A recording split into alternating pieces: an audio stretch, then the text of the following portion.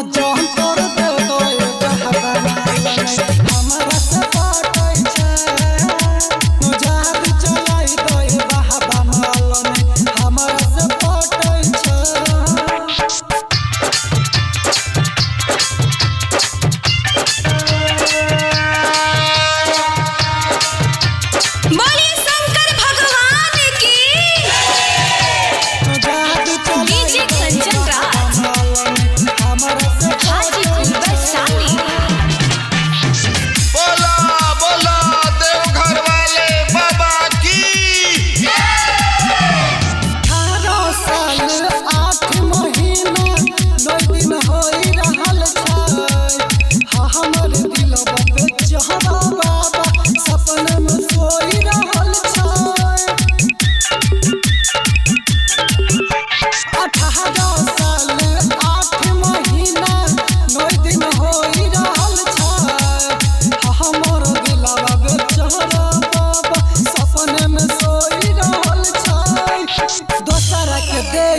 देखी बहबा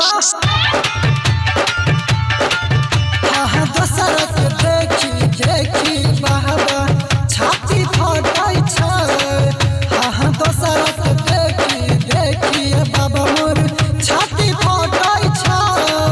कोनो मंतर हाँ कोनो जंतर दे दे बहबा हमरा से पटै छै कोनो जहाज चलाई दे बहबा हमरा से पटै छै।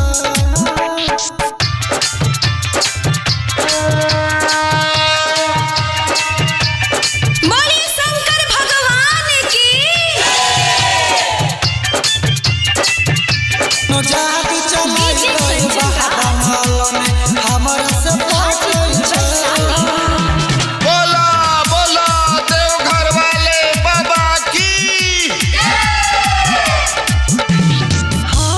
किस्मत के ताला बाबा जल्दी खोल दो कहिया माल पटतै हमरा से जल्दी बोल दो बाबा बोलो ना हमर किस्मत के ताला बाबा जल्दी खोल दो कहिया माल पटतै हमरा से अभिया बोल दो तस देहिया बाबा हाँ इहे चिन्ह तस देहिया बाबा दिन दिन घटै छै हाँ इहे चिन्ह तस देहिया बाबा दिन दिन घटै छै। कोनो मंतर हाँ कोनो जंतर दे बहबा हमरा से पटै छै कोनो जादू चलाई दे बहबा हमरा से पटै छै।